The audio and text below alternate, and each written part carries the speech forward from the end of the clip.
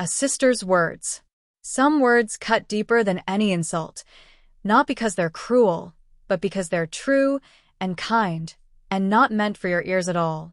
I was lying awake in my sister's guest room in Nashville, worn out from another long day, but too restless to sleep. Then I heard her bedroom door open down the hall. Voices drifted through the quiet house. I wasn't really listening until I heard my name. If stories about second chances and quiet kindness mean something to you, stick around, and if you want more of these, consider following the channel. My name is Joshua. 3 years ago, my life looked completely different. For almost 20 years, I'd built a small construction company in Ohio. It never made us rich, but it gave my wife, Rebecca, and our 2 kids a good, steady life. Then everything seemed to fall apart at once. The economy slowed, contracts dried up, bills piled higher than income. Within a year and a half, the business I'd spent 2 decades building was gone. Losing the company was hard. Losing my sense of who I was hurt worse. I told myself I'd let everyone down. I stopped answering calls, stopped going to church, stopped being the man my family knew. Rebecca tried to hold things together, but I could see the toll it was taking on her. Some mornings, I barely recognized my own reflection. Eventually, a friend offered me temporary work in Tennessee, managing small renovation jobs. It wasn't much, but it was something. Since we couldn't afford a place of our own yet, my younger sister, Sarah, insisted I stay with her family until I found my footing. I hated needing the help. Every morning in her kitchen, every dinner at her table, I felt like a burden, even though she never once made me feel like one. Months passed. I sent out applications, sat through interviews, and watched most of them go nowhere. Each no chipped away a little more at what was left of my confidence. One night, after yet another interview that led nowhere, I came back to Sarah's house feeling completely hollowed out. I ate quietly, went to bed early, and stared at the ceiling wondering if I'd already lived my best years. That's the night I overheard them. Sarah thought I was asleep.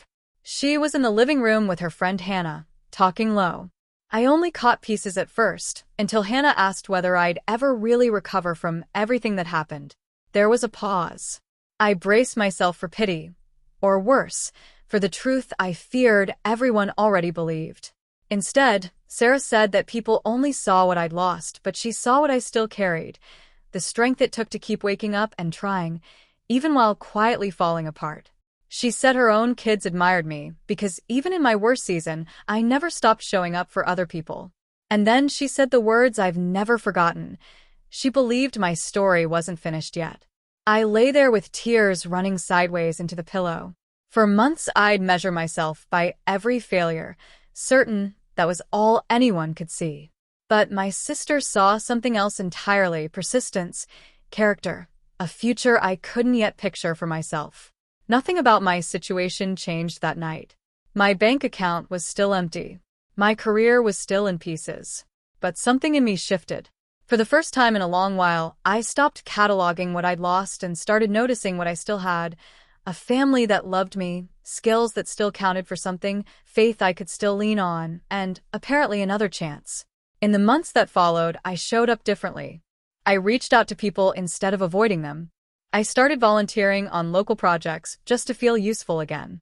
Through one of those projects, I met a property developer named Matthew, who noticed how I worked and eventually offered me a position managing renovation projects across the region.